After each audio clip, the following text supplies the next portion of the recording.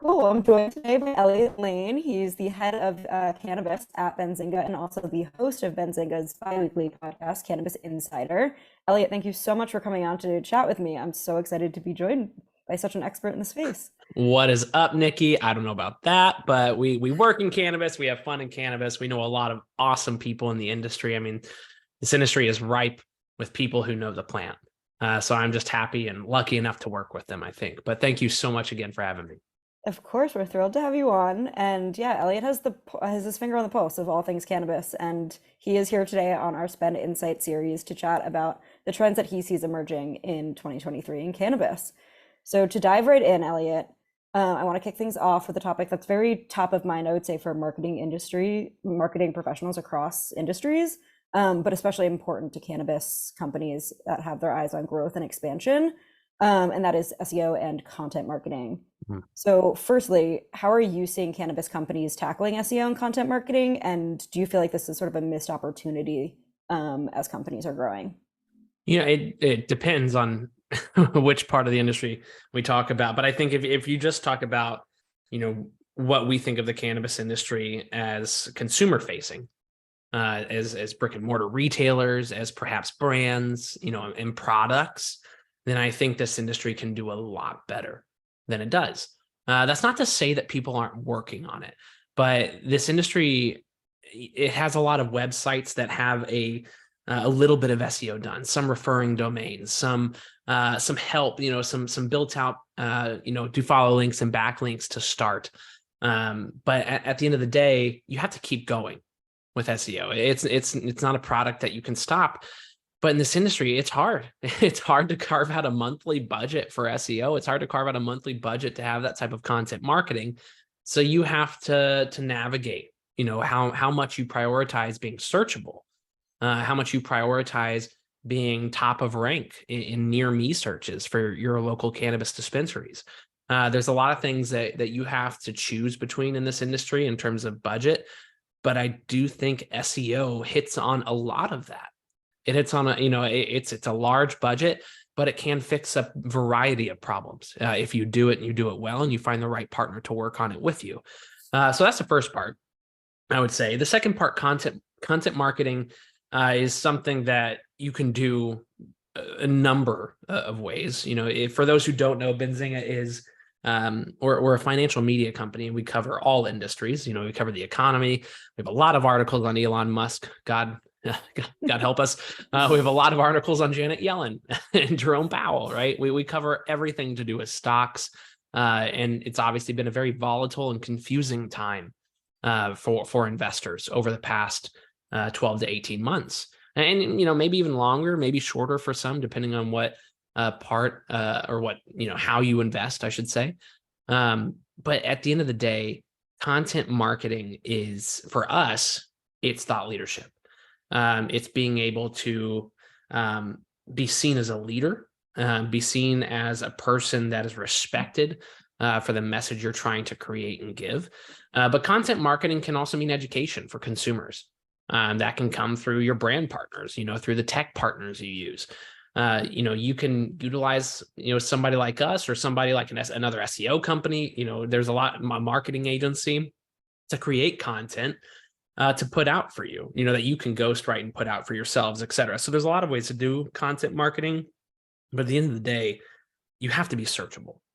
If you don't have a digital presence overall, and that's what this all comes back to, if you don't have a digital presence, you're not going to win, at least not right now.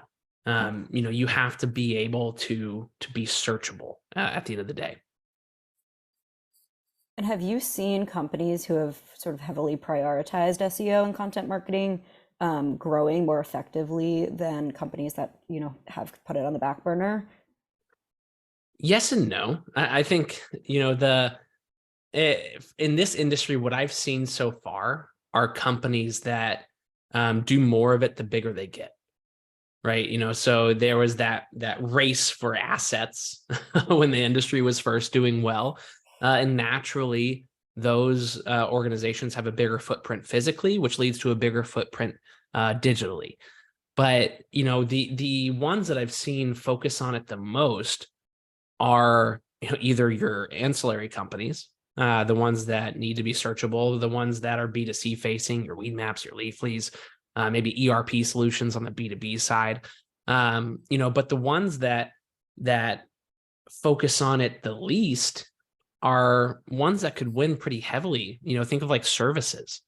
Think of accounting Hmm. firms, law firms, consultancies. Those companies, there's so many of them in this space. And on the other side of that, while there's not as many dispensaries as there may be one day, or as there may be more dispensaries now than there are in the future, either way, the ones that are focusing on it, I see, are actually maybe like the larger private companies, or the ones that are able to efficiently run operations. They're not super huge. And they have a really good domain authority for having 2, 3, 4, 5 dispensaries. So it's quite a bit disparate in terms of who I see focusing on it. But the ones I do Hmm. see focusing on it are they're pretty comfortable at the moment in terms of business inflow. Yeah, and I think I can sort of speak to the tech industry and the B2B SaaS industry in saying that SEO and content marketing is a significant play in our Mm-hmm. toolbook, in our toolkit, and it makes sense for people to invest in it.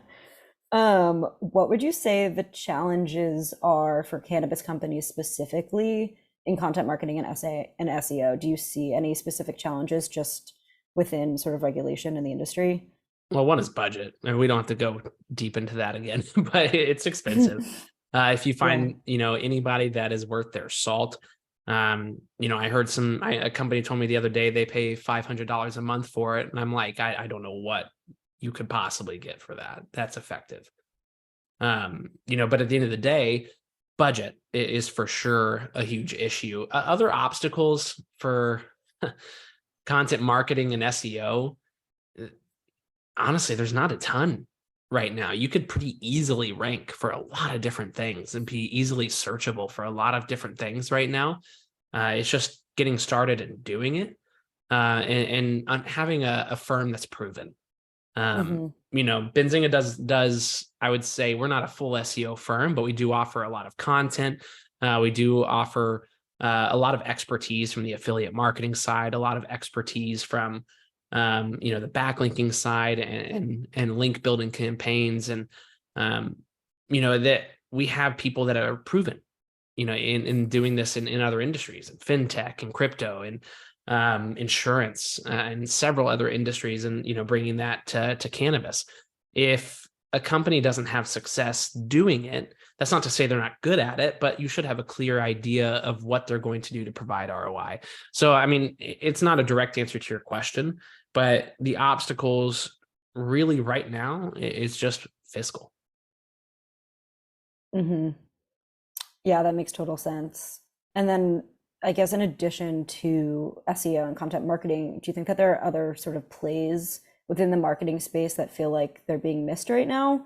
Like what else can cannabis companies be doing to get the word out there about who they are, what they're up to, what differentiates them, Good and question. what other kind of marketing techniques are there?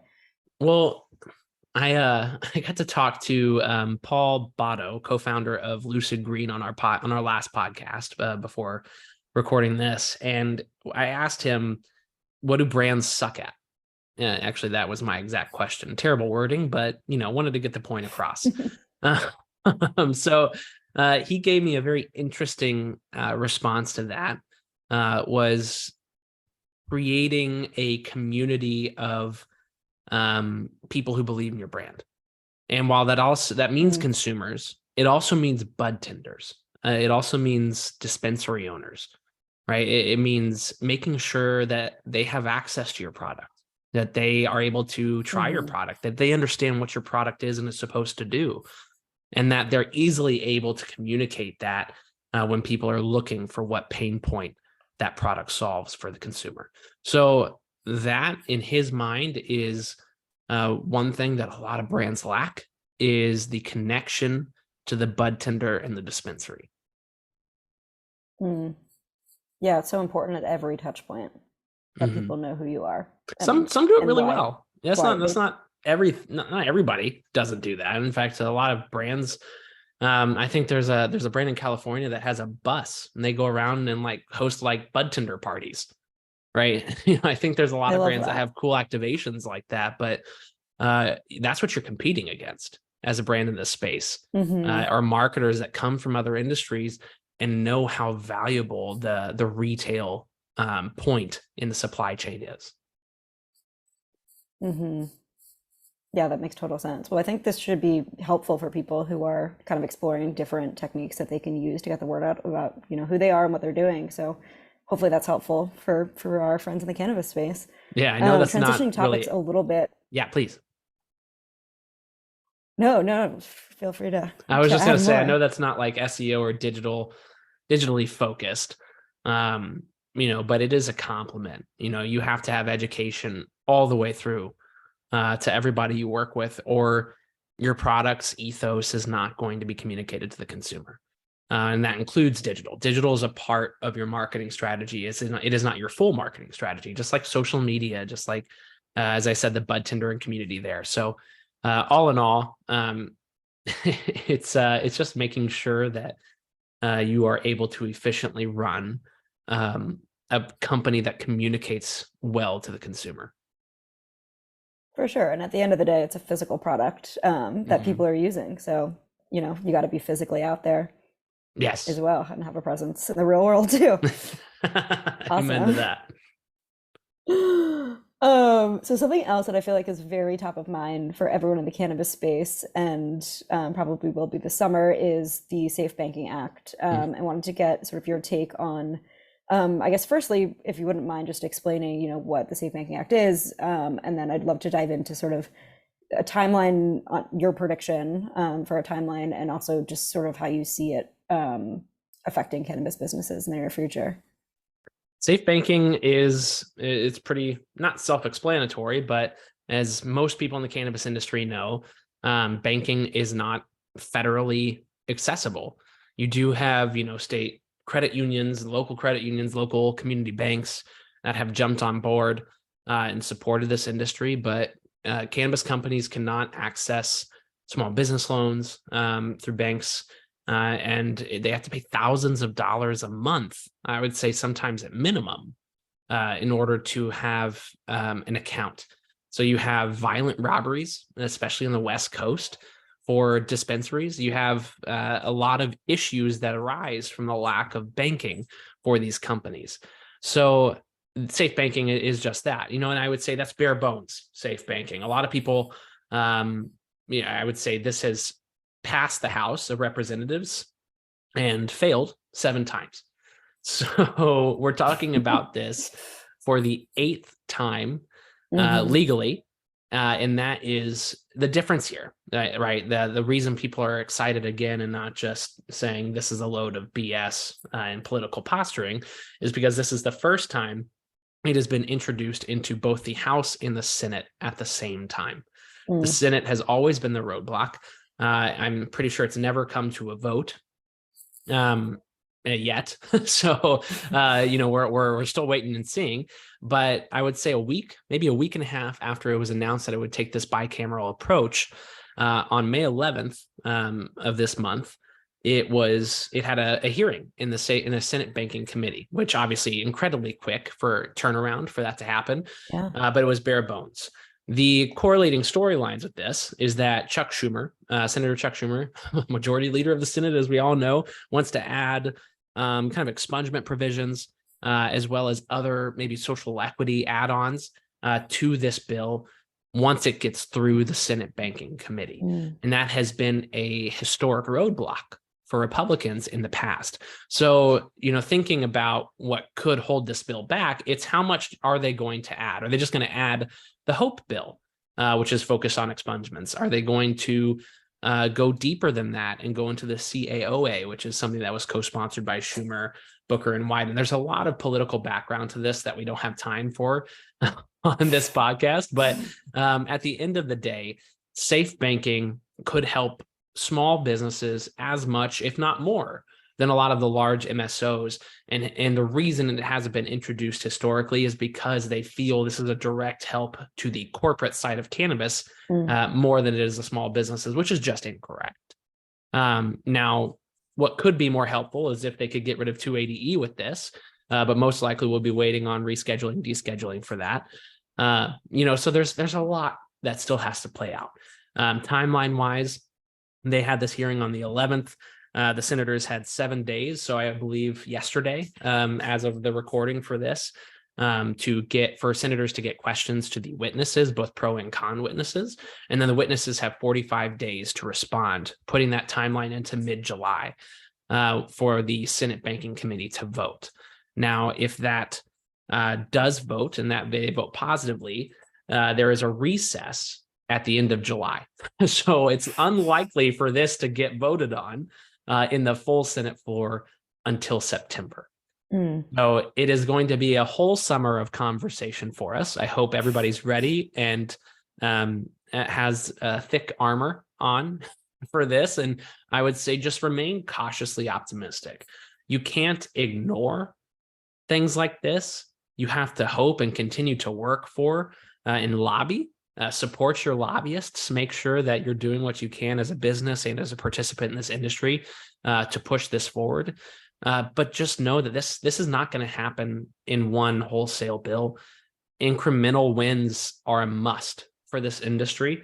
There's a lot of people trying to add certain things on to safe banking, and a lot of people who are on Capitol Hill, I'm thinking on Twitter, this is public information if you go to their accounts, but like a Brady Cobb or a Don Murphy, the most recent part was lobby groups were trying to put uplisting information into that so that MSOs and plant touching companies in the US can list on NASDAQ, NYSE, TSX.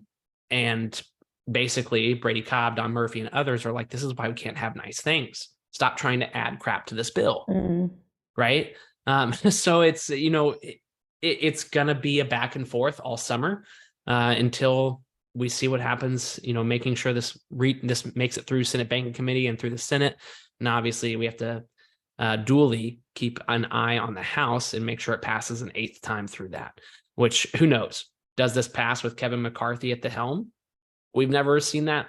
We've not been challenged with that yet. So there's still some questions that we have to answer, but it's still possible. And I know that was a very, very long-winded answer for you, Nikki. I'm sorry. No, that was amazing. It's a lot. I'm very thankful for your explanation on all of that because you're, talking to people all day long about these things and reading all the news and are very up to date on it all. And I guess my follow-up question would be, what is the sentiment with people that you're speaking with about this? Are they, cautiously optimistic? Are people planning things for the future, hoping that this will pass? Where are people at with this? So if you go check out Benzinga Cannabis Insider, either on Apple, Spotify, or our Benzinga Cannabis YouTube channel, we did just speak with U.S. Representative Dave Joyce from Ohio, Republican from Ohio, who has his name on safe banking. He has his name on the HOPE Act, on the PREPARE Act. He's an activist. He's a lobbyist as a politician for the cannabis space, and he is optimistic. He thinks that this is the time when SAFE goes through. So with him as a Republican in the House, it's why I'm somewhat not worried about the Kevin McCarthy aspect, because Dave Joyce is one of the more powerful Republicans in the House. So I am somewhat just watching the Senate, even though there are still questions about the House. But I think him being positive, we also just spoke with former Representative Ed Perlmutter, who obviously we know is a leader on Capitol Hill for the cannabis industry. He too is optimistic, but as he'll tell you, he's been optimistic 8 times. So, I would say there's hope. There's a lot of hope right now. There's a lot of work going on behind the scenes. It's not just people tweeting. These people are active. They're pushing for this. They're fighting for it. But we as an industry just have to do what we can to unify and support. And yeah, fingers crossed. It's eighth time's a charm. Fingers crossed. Fingers very crossed. What do you see as do you have any trend predictions for, should this pass? What happens next in terms of an influx of funding? How are cannabis companies taking advantage of this right off the bat? I don't know if it's going to be an immediate change. Okay. And I think that is something people need to be aware of, is that, it's still going to be not necessarily it may be an uphill battle. It'll just be a lesser degree of an uphill battle to get banks involved Yeah. in this industry, because I still think you're going to have banks hold out until it's federally legal. Mm. So I think you might have a break in rates. You'll have other banks jump in. You'll have banks participate at a heavier level that were already participating. There will be a lot of benefit, but what will change the most will be sentiment. I think you'll see, for the love of God, invest in some of these Canadian companies, because anytime something happens federally, the SNDLs, the Village Farms, VFF, the Auroras, the ACBs, the Kronos, the Organograms, these stocks move, and we all know it has next to nothing to do with them. But it's just that those stocks are what are mainly accessible on the NASDAQ to investors in the US. So that's what they're investing in. And I mean, it's bad information from the mainstream media sites, from the CNBCs.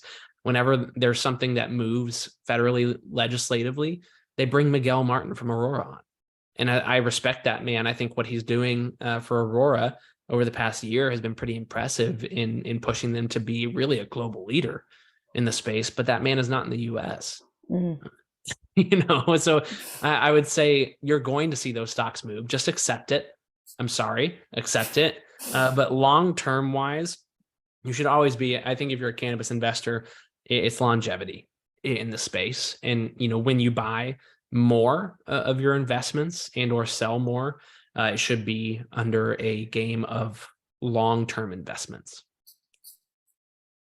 Yeah, and I think for any cannabis company out there trying to grow, they know that they've sort of had to be scrappy and had to deal with regulations and complications and compliance things at every step of the way. One thing we've done at order.co is we actually created an order capital product, because cannabis companies can't have traditional access to financing. So we're able to actually offer financing to cannabis companies up to 500K. Should they qualify, so that they have access to funds so that they can keep that cash flow going. So there's been creative ways from the get-go to kind of bypass this, and I'm curious to see what else comes out of safe passing. Yeah, creative capital deployment is as necessary now as it has ever been, because if SAFE doesn't pass, the deployment of capital, even on the debt side, the equity side is dried up and has been dried up for a bit. But the debt side is a little bit of a mess right now. So you need creative deployment, you need credit, you need, there's a lot of talk on credit right now. So it's interesting to see how these capital deployers adjust and are flexible and work with the companies they're lending in. If it's transactional, those will be the first deals to default. Yeah, and something we've seen just be really successful within our product for cannabis companies are the net terms that we can offer people. So even just having access to net 30 and net 60 on anything that these companies are purchasing just gives people so much more breathing room to actually grow and produce and sell. Yeah, absolutely. Let's just hope you're not going to be like the California government and say you can't buy anything else. I know that bill's not passed yet, but say you can't buy anything else if you don't pay your first bill. Yeah, I've been seeing some of that on Twitter. Yeah, we'll see what happens. Yeah, it's tough in this space, but that props to you guys. It's very important to have that kind of creative capital. Yeah, it's exciting to see how we can kind of leverage what we're doing to help these cannabis companies grow. Absolutely. So that's hopefully exciting, for everyone listening as well. And the last thing I wanted to chat with you about today is Delta-8 and minor cannabinoids and just the future there. So firstly, for most people listening, I'm sure they probably are aware of what these are, but do you mind just giving a brief overview of Delta-8 and some minor cannabinoids and why they're important within the industry? It's a loophole at the end of the day. It's synthetically derived THC and other cannabinoids from hemp. And I guess, there could be, some marijuana at play. But really Delta-8 is hemp. And through the Farm Bill, this is something that they have in a lab figured out how to create a psychoactive product from hemp. So that's what Delta 8 is. There are very little to no regulations around mold, around testing, around metals that could be in that product. It's a dangerous product. However, companies can take it upon themselves to have their products tested, and many of the good ones do. If there are no regulations, that is, in whatever state they're in. But Delta 8's banned in several states. And I think as marijuana comes online, it's hard to see the longevity of Delta 8 being allowed in gas stations, being allowed in other retail outlets of similar nature, when you can only buy marijuana at a dispensary and in at only a certain number of licenses per state, let alone per city or per municipality. So it's a major threat to the marijuana industry, and I don't see politicians allowing it to continue in the way it is right now, especially state politicians. I think they'll want to grow and have control and tax revenue over the cannabis industry as a whole. So it's hard to see Delta 8 in the way it is right now surviving. I will say, I think it would be incredibly intelligent for Delta 8 and hemp and the marijuana sides to work together and figure out how to combine the distribution that Delta 8 has right now, figure out how to combine the R&D that's happening, these different cannabinoids from hemp that you can only get from hemp, within the marijuana products. I think there's a future where these two industries come together, but how, when, if I'm right at all, I think it's a while away, but I just don't see it lasting the way it is past whatever federal happenings occur. Yeah, that was going to be my next question. What happens to the infrastructure that these Delta 8 companies have built out? What happens to these companies should, legalization happen? Consolidation and collaboration seems like a good option. But do you see Delta 8 having a future at all on its own? Should be federally legalized? On its own, I don't think it's against reality for Delta 8 to be in dispensaries, with marijuana, but what are consumers going to buy? I think that that product SKU goes away pretty quickly because people will just want weed. So I don't see Delta 8 working very well in that sense. However, there are companies out there positioning Delta 8 and these other minor cannabinoids under a health and wellness umbrella. And to me, that's the future of those types of products. Is how do you, as you've done with CBD products, how do you connect these other minor cannabinoid products to daily lives, to pain relief, to health and wellness, to sleep, to appetite suppression? There's a lot of different results that come from these cannabinoids, but I don't think getting high will be one of them eventually. Yeah, that makes total sense. And I think Delta 8's an interesting one. I feel like consumers don't necessarily always know what they're getting when they're getting Delta 8. So I think that there's probably a little bit of a gap of information and knowledge